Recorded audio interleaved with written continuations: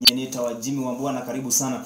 Na ndani wa studio mbetekileni mudhoge semoni kanainde tu hiyo imekuwa ndini wa uneenanya Dennis. Yes. Ndio mwanzo mkuu sasa mkoko unaalika maua na labda tu kwa watazamaji wetu ambao wanatutazama jioni ya leo waweze kujitambulisha ili tuweze kuendelea na mazungumzo yetu jioni ya leo. Yes. Kuna wale ambao wanauliza Dennis ni nani?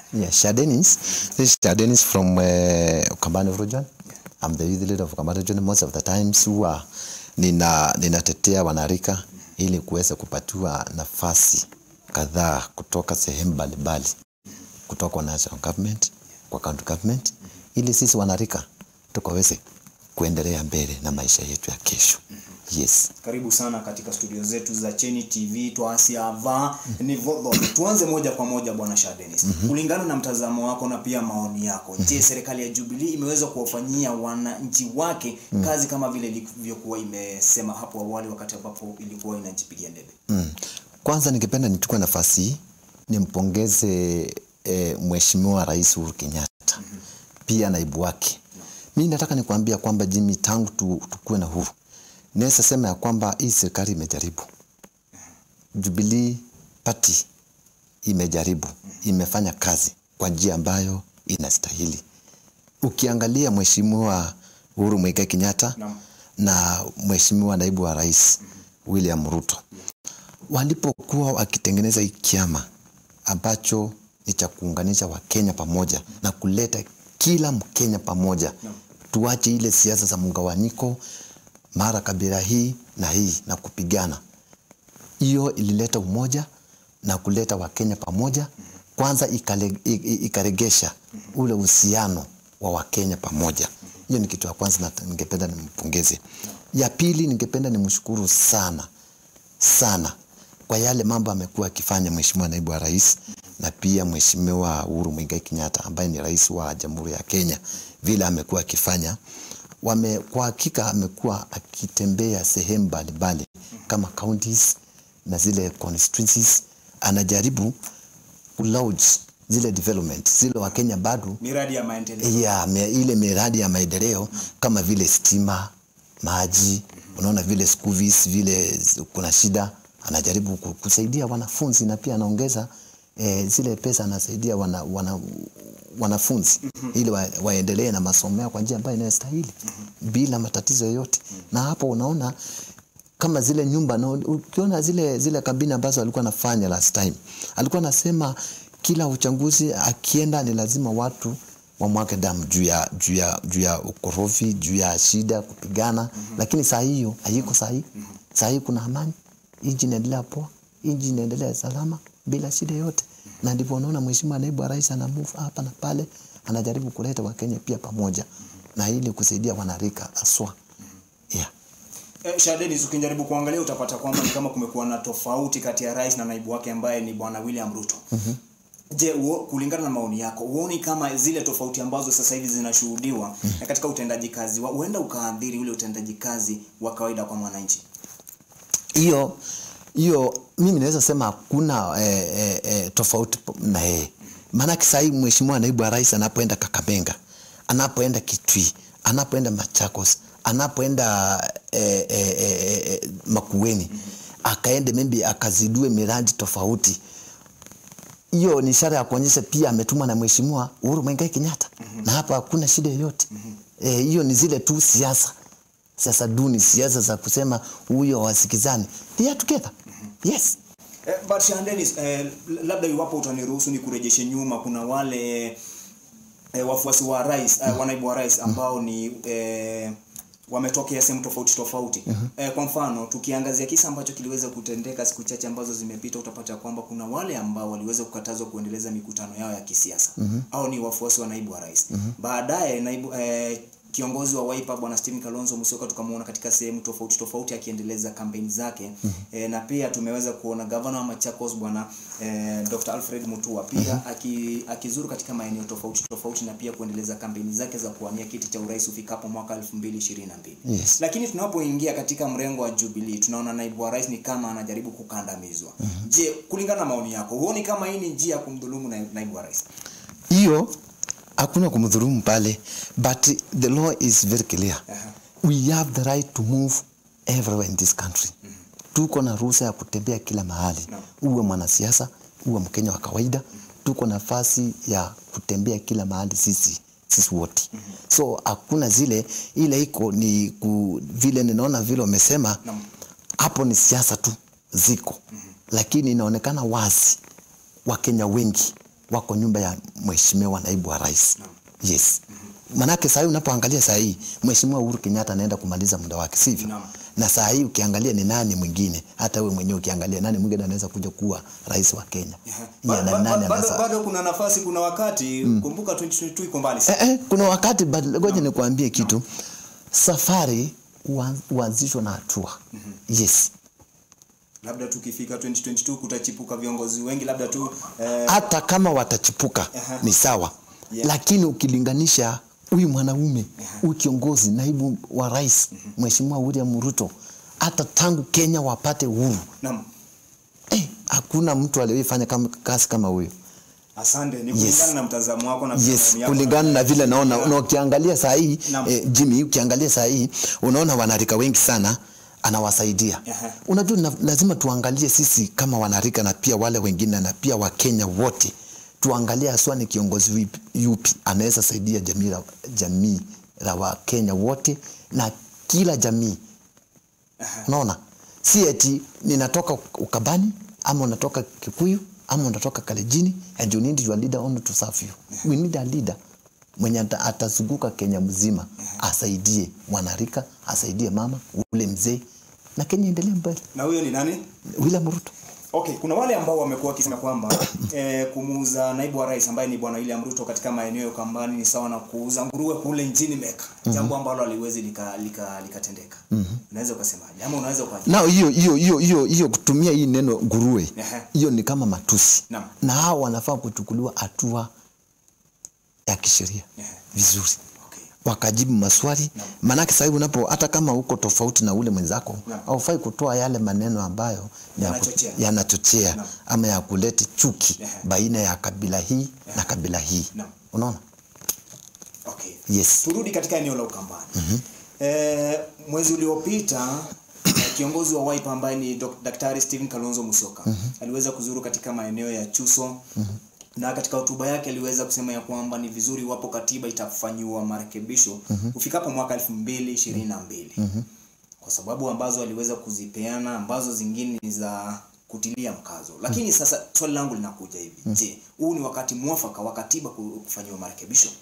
Okay, Jimmy, iwapo itafanywa marekebisho ni kipengele kipi ambacho kinapaswa kupewa kipaumbele? Now, Jimmy, nakwambia hivi, mara nyingi huwa tunapiga kura sisi wa Kenya. After every 5 years tunapiga kura. Tunapiga kura pale tunachagua kiongozi, tunachagua senator, ule wakilishi wa ward, mbunge, MP, tunachagua au viongozi wote. After every 5 years tunafanya hivyo. Hebu nikuulize hivyo, sisi wa Kenya tumekuwa wajinga namna gani? After every 5 years tunarudi kuchange katiba. After every 5 years tunarudi kuchange katiba ili kutafutia nafasi viongozi kadhaa ili wakaendeshe biashara zao, ili wakaendeshe mambo yao. Badala saa hii ingekuwa hiyo katiba saa hii unasema inabadilishwa, ni sawa. Ni sawa vile Mheshimiwa Kalonzo Musyoka anasema, and we do respect him as we are the leader of Ukambani region. We do respect him as the former vice president as well as the leader of Wiper party. Unaona? But sisi tutaunga katiba mkono iwapo itakuwa imeangaziwa mambo ya wanarika. Unaona? Itakuwa imezungumziwa ni nini itakuwa pale. Unajua uwezi kuja tu tuambie tu change katiba na bila sababu yoyote kutuambia eti hii nje itakuwa. Na lakini katiba kama itabadilishwa kutengeneza nafasi za sijui naibu wa prime minister, sijui prime minister wawili, kama Kenya yenyewe inashindwa peke yake kudina ile issues zingine, what about zile za prime minister na zile deputy prime minister? Na lazima kuja na ofisi yake, lazima kuja na na unaona ile shida iko kwanza. Unaona wanarika ni wangapi? Ni milioni ngapi za wanarika hawana kazi sahihi? Yes. How many million do we have? Kwa hivyo kulingana na mtazamo wako Sha Dennis, kama sikosei, ni sana kumaanisha kwamba kuna wale ambao walikuwa wanapendekeza katiba ifanyiwe kabisa wakiwa na wakuwa na nia ya kutengenezwa nafasi watengenezwa. Manake saa hii unapo saa hii venye kunaenda kama wanasema katiba badilishwe, kama vile Stephen Kalonzo Musyoka anasema, of course hiyo ni ishara ya kuonyesha kwamba yeye akianguka ule uchaguzi ambao atakuwa na nia kiti cha urais, akianguka ama asipochaguliwa na Wakenya, atakuwa na nafasi ya kuwa prime minister ama waziri mkuu pale, na pia apatiwe mawaziri wake wawili, naibu wake wawili. Sasa kama hiyo katiba itabadilishwa ifanye hiyo kazi, tutakuwa tunakuwa na serikali ya nini? Yes, lazima sisi na unajua sisi wanarika ni sisi wengi sana hapa Kenya. Kutoka hii jamii hii Kenya ni sisi wengi. Na mara nyingi sana huwa tunapika na huwa tunatuma mara nyingi huwa tunatuma sana na wanasiasa kulete chuki. Mimi unapata ninakuchukia juu ya siasa. Hiyo haina maana. Sisi tunafaa tuungane pamoja, tuseme sawa, hii katiba kama itatusaidia hii tutakubali. Kama itasaidia ule mwana yule common mwananchi ule ako pale, ule anauza tomato pale, ule anauza watermelon pale, ule anauza ile mahindi yake pale, na ile maji anazungusha pale, kama hiyo katiba itasaidia huyo mwananchi itabadilishwa. Lakini kama itakuwa inatengenezea viongozi kadhaa nafasi, hiyo nayo sioni kama inafaa. Maana hii katiba imekuwa ikibadilishwa usiku mchana. BBI ndio hii. Unaona vile kuna waka. Lakini sasa wa Kenya ndio wanafaa kuamua na wajue vile hali ilivyo sasa hii. Na wajue kama wataenda kubadilisha katiba ama watabadilisha. Basi kwa maoni yangu na nikuambia Wakenya mahali walipo, ni lazima tufikirie na tuangalie ni nini ambacho tunaenda kubadilisha katiba. Yes. Yes. Thank you sana mzee mwendo kwa lao ndetu ende kutamba ni mwe kwa mwini likana kana na wiki ya kukwatia ni anaitwa ndini wa mtandao wa mkumbuka nile wa Facebook ila ni Cheni TV vani vodome oketho wiki ya kuleche kule ya kubauna oketho kule ya mundu Sha Dennis kule ende ni kana idhe na wiki ya kusungika kwanza ila ilitadilikana kana tuende kunena ni seulwa mundu mako neche utongoi na ndongo isitukuma ile mbetani ya ukamba bwana Sha Dennis. Yes. Katika hotuba yake bwana Kalonzo Musyoka aliweza kuangazia kwamba akasema ya kwamba ni vizuri viongozi wetu kutoka eneo la Ukambani wapo watakaa chini na kujadiliana na kupata suluhisho, sababu ukijaribu kuangalia ni kama kumekuwa na mgawanyiko katika eneo letu la Ukambani. Sisi unaweza ukasemaje kuhusiana na swala hilo? Hapo ni sawa. Nataka nimwambie Mheshimiwa Kalonzo Musyoka, hapo ni sawa vile alisema. Lakini viongozi wako tayari kuzungumza vile wanarika watapata kazi, vile ule mwananchi wa kawaida ule anauza biashara vile biashara yake itaendelea, vile tutaondoa aibu ya barabara, vile tutaondoa aibu ya maji, vile zile barabara zinatoka Tisekuru tu mahali anatoka yeye mwenyewe zimewekwa rami. Those are now the discussion that the Kamba community or the leaders from the region needs. Nothing else.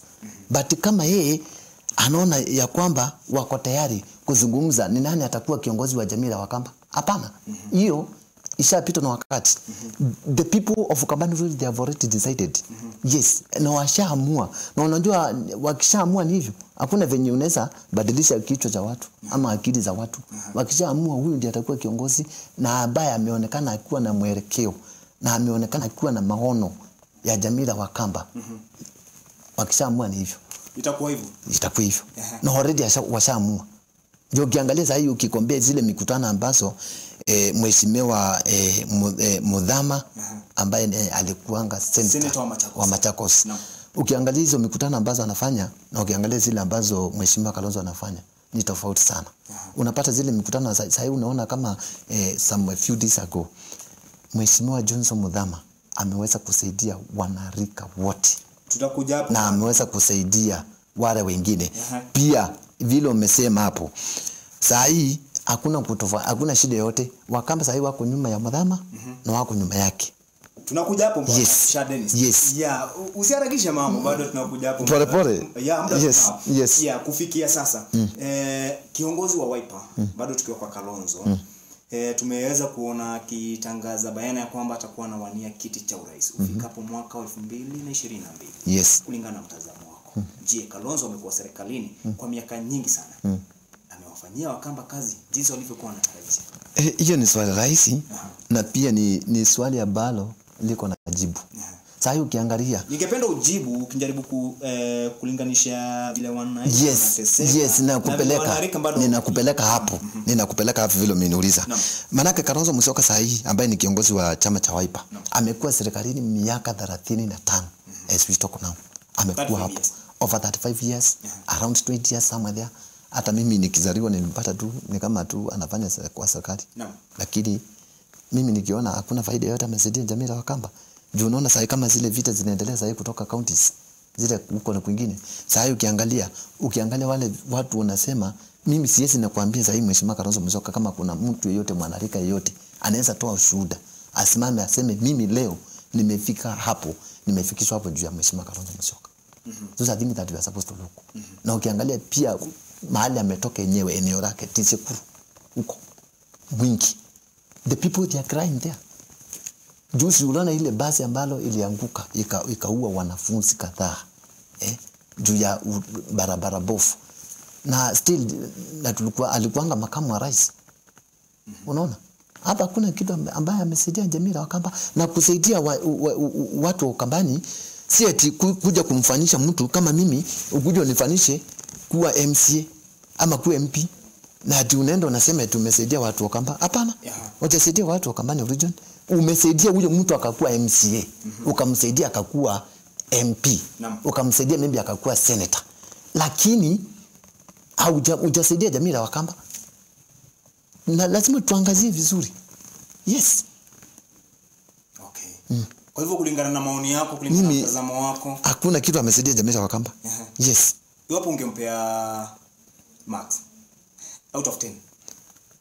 Hiyo max sijui naweza kuambia nimpatie ngapi juu sasa yenye naweza sema tu ni kumpatia tu, sijui naweza mpatia ngapi juu nao nikiangalia hakuna kitu amesaidia. Kwa kiongozi katika eneo la Ukambani, kumbuka umetembea eneo la Ukambani, nimezunguka na wanarika, nimekutana nao kama watu ambazo wamepitia kabisa. Wananielezea, wananiambia we have this one, tuko na hii shida, na wananiambia exactly Shadenis, this is what we are passing through. Hii ndio tunapitia na haya ndio tunapitia. Na sasa tuko na kiongozi. Unajua ile shida kubwa tumekuwa nao, tumekuwa nayo ile shida tumekuwa nayo kubwa sisi kama wanarika ni kusema ya kwamba ni kusema ya kwamba sikia, ni kusema ya kwamba sisi this is the bedroom. Hii ni nyumba ya huyu. Hii ni nyumba ya huyu. So tupaswi kuingia ndani. Hii ni nyumba ya huyu, ufai kuingia ndani. So unapata ule mtu kama ni governor alikuwa anataka maybe kwenda Mwingi kusaidia huko. Sifika.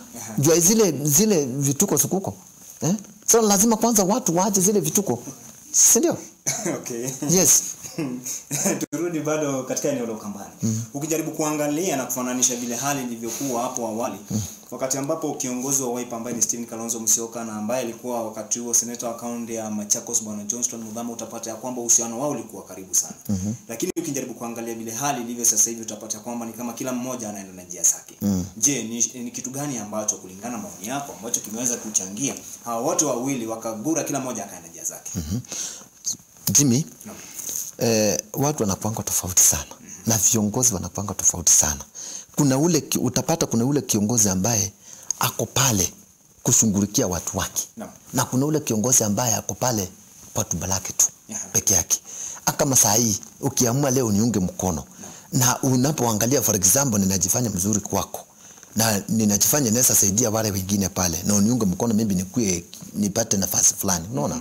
Alafu maybe ulikuwa unaniunga mkono ukifikiria naweza saidia watu wangu, unapata siwezi saidia, tunaweza andanisha kweli? Itakuwa hapo itakuwa kutakuwa na kamlima kidogo. Kutakuwa na kamlima hapo kidogo. Maana yake wewe ulikuwa nia yako ulikuwa unataka kuniunga mkono pale nisaidie wale watu wetu wako nyuma. Unaona? Wale ambao wanatuangalia sisi, unaona? Lakini saa hii unapoangalia mimi unaona sina hata nia, hata sina mafikiria ya hawa watu wako nyuma yetu.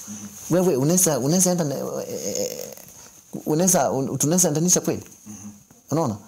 Hapo ndivyo tofauti iko. Tofauti ya Mr. Kalonzo Musyoka and Honorable Johnson Muthama. It is because Johnson Muthama is ready to serve the people of Ukambani region with trust.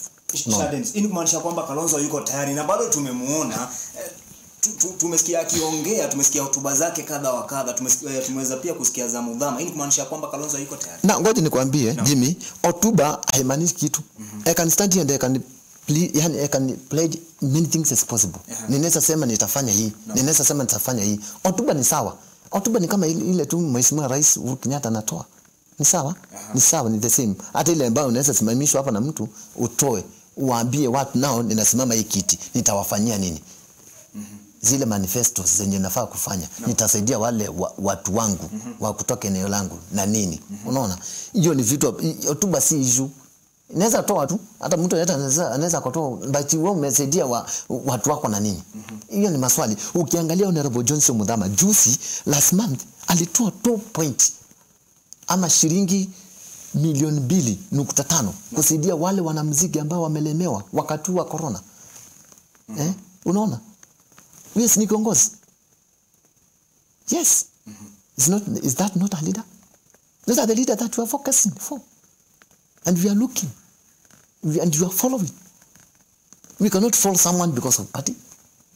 Hatuwezi tutakuwa tunafuata mtu juu ya chama. Lazima Wakamba mahali walipo waamke. Na ninawashukuru sana kwa maana tayari washaamka na wanajua ile njia ambayo wanaelekea ni wapi na wanaenda wapi. Unaona? Huyu Johnson Muthama wakati alikuwa MP wa Kangundo, si ndio? Alisaidia wanarika wangapi? How many people? How many youths got the jobs? They have already testified. Washashuhudia ukasema mimi nimesaidiwa hapa, nimefika hapa. You have the record. Yes. Mimi nataka mheshimiwa hata kama hapo mahali wanatuona sahi watuambie kuna wanarika 5. Only 5. Kutoka Tisekuru, kutoka Kitui, kutoka Makueni, kutoka Machakos wamepelekwa kwa zile gazi za juu na Mheshimiwa Kalonzo Musyoka. Sahi isipokuwa ile isipokuwa ile kutengenezea nafasi wale watoto wake pale mbele. Yes. Is that the kind of leadership that we need? Si lazima kiongozi kuna wale viongozi ni tofauti sana. Ni tofauti. Ndio sasa nimekwambia. Ndio maana utapata kwamba kuna wale ambao watafanya kitu ili sasa hapo ngoja nikujibu tena hapo. Una vile umesema hapa tofauti. Sasa nimekwambia already ushapata jibu. Sababu ya Mheshimiwa Johnson Muthama kumuondokea kinara wa Wiper ni nini? Aliona area atembe na wanarika na watu wote Ukambani region wanamlilia wamsaidie. Ndio unapata hata watu wa kutoka Tisekuru mingi, in short mingi, wanaenda kwa Muthama wanasaidika. Sasa nyinyi kama vijana wa Ukambani mmeamua sasa kuungana mkono. Yaani kwa nini? Kiti cha rais No. Kiti cha rais. No. Sisi tuko nyuma ya Mheshimiwa naibu wa rais. Sababu ambapo tukiangalia yeye ni anadini na mahasla. Na sisi ni mahasla. Na tunataka ule kiongozi ambaye anakuja kijijini anajua hali yetu na hata kama akuji anatumia wale viongozi ambao wako nao. Unaona? Unaona? So mara nyingi tumekuwa si vile tuwezi kumuunga mkono Mheshimiwa Kalonzo Musyoka. Tunaweza kumuunga. Lakini tushamjaribu. Tushamjaribu hizo miaka yote walikuwa na Raila pale. No. Tutakaa outside the government after when? Tutakaa nje serikali miaka nyingine ngapi? Kuna uhakika ya kwamba sawa tuache hilo. Niulize Jimmy. Niulize hiyo swali. Niulize swali niko tayari. Okay. Swala la Muthama kuwa support wanamuziki. Imeleta taswira gani katika eneo la Ukambani? Hiyo ni kumaanisha kwamba ni kiongozi ambaye ako na mwelekeo. Na ni kiongozi ako na ile roho ya kusaidia bila kuhitaji kitu chochote kutoka kwa watu wa Ukambani region. Unaona? No. Kwa maana saa hii zile pesa Mheshimiwa Rais wa Kenya Honorable Uhuru Kenyatta alitoa za wanamuziki. Unaona? Hizo hazikuweza kuwafikia wale si wanamuziki wote ziliwafikia, unaona? Lakini Mheshimiwa Johnson Muthama ambaye saa hii anaitwa kama kiongozi wa jamii la Wakamba. Saa hii na uliona juzi alienda Makueni akapitishwa na wale wazee na kuvalishwa ile kofia ya kuonyesha ya kwamba wako na uaminifu na yeye. Unaona? So hakuna swali hapo. Yes. Mzee morali kana ndo kwa tiania na ito ni wa mtandao wa mkumbuka ni wa Facebook ila ni Cheni TV van vodho mendeni wa mitambo tunakesha Dennis umwikati wa utongoi mahamwika ile mbetani ya ukambani kana ni ukamba wa kitu imasaku ngumu na ukamba wa makuweni sha Dennis. Tukijaribu kuangalia utapata kwamba gavana wa kaunti ya Machakos ambaye ni Mutua, gavana wa kaunti ya Makueni ambaye ni Professor Kivutha Kibwana na pia Daktari Stephen Kalonzo Musyoka wameshatangaza kwamba ufikapo mwaka 2002 watakuwa wanawania kiti cha urais. Na hili jambo huenda likaleta mgawanyiko katika eneo la Ukambani. Je, sisi kama Wakamba tunaelekea wapi? Hao watu ni watatu ambao wanania hicho kiti cha urais. Unaona? Lakini ngoja nikwambie kitu Jimmy. Unajua tu kuna kuania ile kiti ya urais for the sake of upate ukishindwa at least unapata ile nafasi pale. Unaona? Na kuna yule ambaye yuko serious na kile ambacho anafanya ni nini. Unaona? Sasa hii nikiona vile Wakamba wako na sasa hivi wamekuwa refu. Wakamba sasa hivi wamekuwa refu Jimmy. Na sasa hivi wameamuka na wanajua ni wapi wanaenda na ni wapi wanaelekea. Unaona? Sasa hii Jimmy nakwambia hivi Mutua itakuwa vigumu sana kwake kunyakua kiti cha urais. The same thing Kalonzo itakuwa vigumu kwake. Vile Kibwana itakuwa vigumu kwake. Unaona? So sisi kama jamii ya Wakamba ili tusije tukaachwa nyuma tena.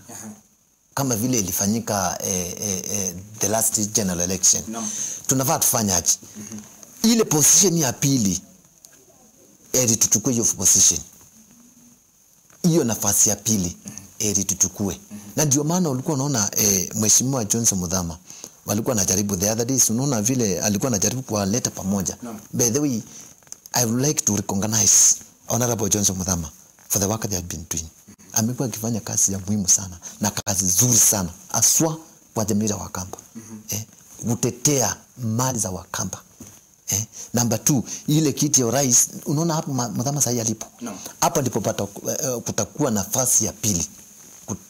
Tunaweza kuwa na nafasi ya pili pale ya kupata either naibu wa rais hata kama ni Mutua hata kama ni Kivutha anaweza kuwa mimi naibu wa rais hapo. So unaona amekaribia Ruto hapo.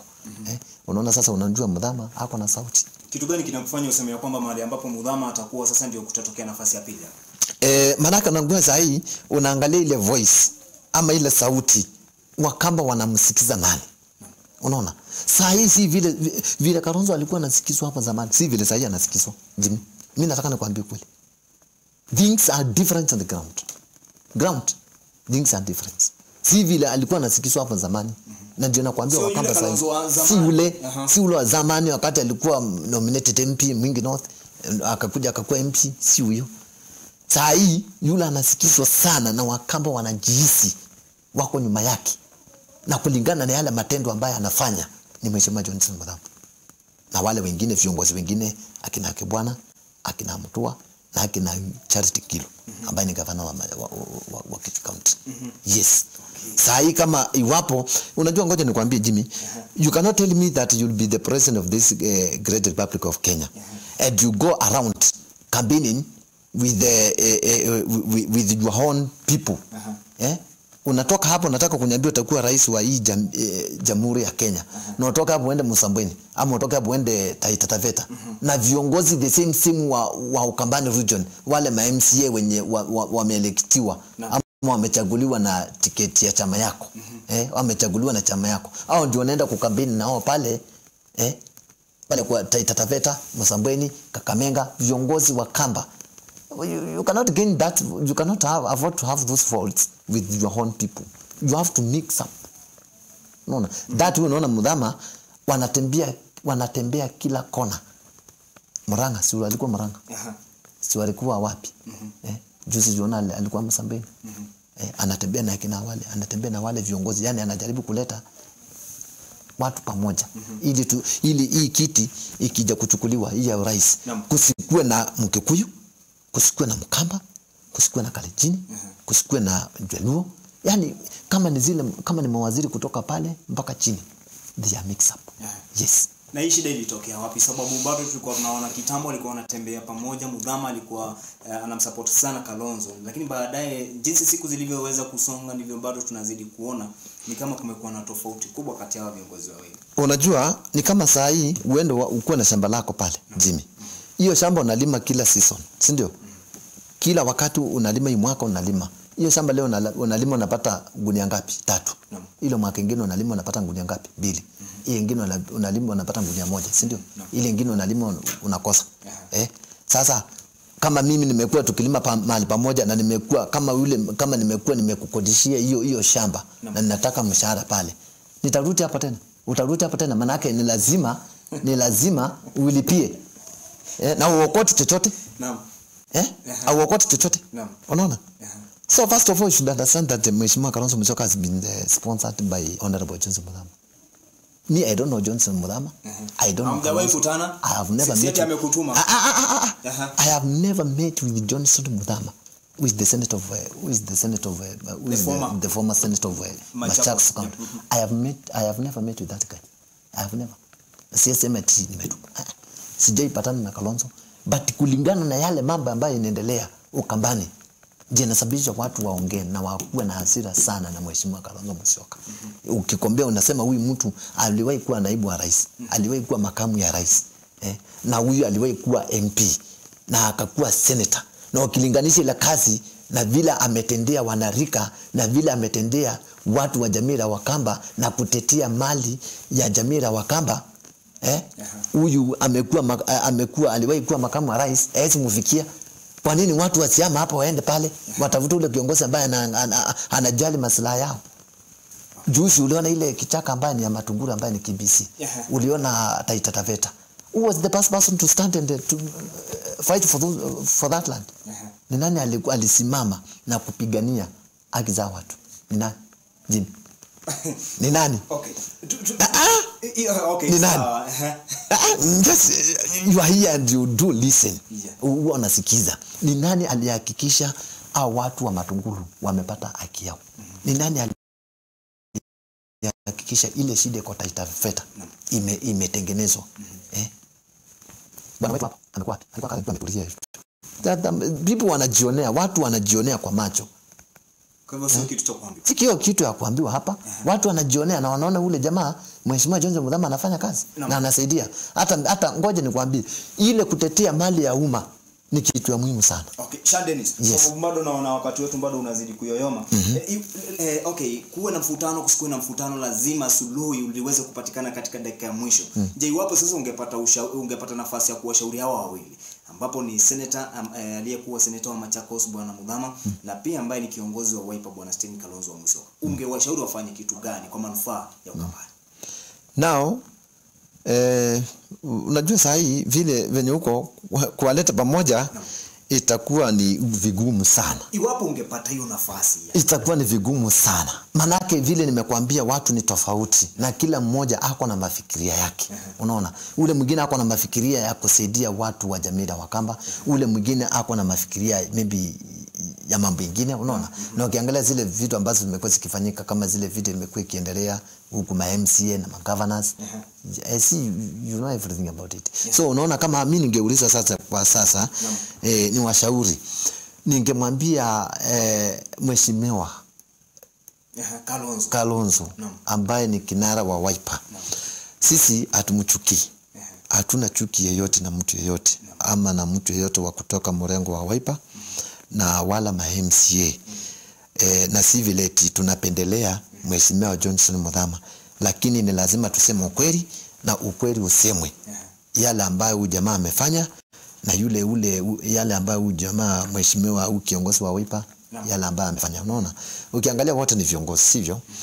Na sasa ni Wakamba kuamua na kuendelea kuamua vile ni njia gani wataenda nayo na ni njia gani wataenda nayo. Unaona? Lakini kwangu mimi ningependa nimwambie Mheshimiwa Kalonzo Musyoka ni vizuri sana aswa kulileta jamii la Wakamba pamoja, lakini hata nikimwambia aweze akalileta, manake kwanza ashashindwa. Mwenye anaileta jamii la Wakamba pamoja ni Mheshimiwa ni mheshimiwa Johnson Muthama. Umeona ameanza kuunganisha jamii ya Wakamba mahali walipo popote. So hiyo swali ninaweza sema, ninaweza kwenda kwa mheshimiwa Muthama nimwambia kwamba amtafute mwenzake ama atafuta wale viongozi wengine, aendelee kuunganisha pamoja na aendelee kuleta kila Mkamba mahali alipo, at least waendelee kuongea na sauti moja na aendelee kuongoza vile amekuwa akiongoza na vile amekuwa akitetea mali ya Wakamba. Yes. Dennis, so labda linatupoa, lakini swali moja na la mwisho, ningependa uchukue dakika moja tafadhali. Dakika moja uzungumzie mgawanyiko ama shida ambazo tumekuwa tukizishuhudia katika kaunti ya Kitui. Dakika moja tafadhali. Okay, asante sana. Tena ile shida imekuwa Kitui County imekuwa ni bahina ya ma-MCA na wale na gavana ambaye ni gavana wa Kitui County, mheshimiwa Charity Ngilu. Na ukiangalia mheshimiwa Charity Ngilu ni mama ambaye anajua kufanya kazi. Ni kiongozi ambaye anajua kila ambacho anachokifanya, isipokuwa ile siasa ambazo zimekuwa nyingi za Wiper kutaka kumngatua kwa ile position, manake si wa chama cha Wiper. Unaona, manake alichaguliwa na NAK but alikuwa katika mlengo wa NASA, ile abra ile NASA coalition. But wakati ile NASA ilikuja ikasarabatika, kwa sasa lazima kila mtu ajipange na atengeneze maneno vile ilivyo. So unaona zile badala ya watu ma-MCA wale wakilishi world wafanya kazi kwa njia ambayo inayofaa, wao wanatumia nafasi hii kumsumbua gavana ambaye ako tayari kufanyia wananchi wa Kitui County. Mimi nataka niwaambie hiyo vita yote haiwezi kusaidia, isipokuwa kuungana pamoja ili wasaidie wananchi wa Kitui County, aswa wale watu ambao wanatafuta nafasi mbalimbali. Mimi nataka nikwambie huyo mama anajua kazi na ni mama ambaye ako na maono ya watu wa Kitui County, isipokuwa anasumbuliwa na wale ma-MCA wa kutoka Wiper. And the same MCAs, they are the same MCAs walisumbua Kivutha, Kibwana Makueni. The same MCAs walisumbua Mutua wa Machakos. Sasa hiyo uongozi ndio sasa tunataka kuja kuimaliza. Hiyo ndio nataka kuja kumalizwa na mheshimiwa Johnson Muthama ambaye tayari ashapitishwa na wale wazee na pia wanarika wako nyuma yake kama kiongozi wa jamii la Wakamba. Yes. Dennis, wakati wetu umesha. Na ningependa tulikunjie jamvi letu la mazungumzo jioni ya leo hapo. Lakini kabla hatujamaliza, neno lako la mwisho labda kwa wale viongozi na wananchi ambao wanatutazama jioni ya leo. Sekunde 30 zinatosha. Okay. Maneno yako ya mwisho. Ningependa kuambiaje? Okay, mimi ningependa niwaambie kwamba sisi wote aswa watu wa kutoka Ukambani region, ninawaomba tafadhali tuungane pamoja na tuchague kiongozi ambaye ako na maono ya wanarika, ya ule mama boga, ya ule mama mahindi, ya ule mama tomato, na pia tuangazie wale viongozi ambao watajali maslahi ya wanarika kama sisi. Maana mara nyingi tumekuwa tukiachwa nyuma. Ya pili, ninawaomba tafadhali tusije tukapiganishwa na wanasiasa. Tuungane pamoja, ni jukumu letu kujua ni nani ambaye tunafaa kumfuata. But tusichukue nafasi hii kupigania mawe, kurushania mawe, kupigania ngumi, kupigwa ngumi, unachapa huyu mwenzako kwa siasa. Ni lazima tuangalie, tutafute ile solution yenye inaweza tusaidia kama sisi wanarika na watu wa Ukambani region. Na kama iwezekani tunajaribu tu kidogo tunailete katika njia vizuri. Itawezekana. Kama itawezekana na Mungu atawabariki sana. Mimi naomba lakini tufungue macho, tuone mbele. Tuone ni nani anaweza tusaidia na vile amekuwa kusaidia, lakini si mnajua tu hakuna mwingine. Safi. Yes. Thank you sana Dennis. Na ile msese mwendoni ndo kwa valumbia kuna kwitika la potambo na 20 niona mwendoni wa saidi siambi na kutirika katika 5 setumani mwendoni wa saidi 3 tuidhiwa tuisio kidhi ngima ndini wa mesa ya dhome wa mvoje nitawa Jimmy Wambua na twedhi wanake Dennis na ule ni utongoi wa Amwika kuma ile mbetani ya Ukamba kuma kwitu tukwendea usaisia wa kwaila.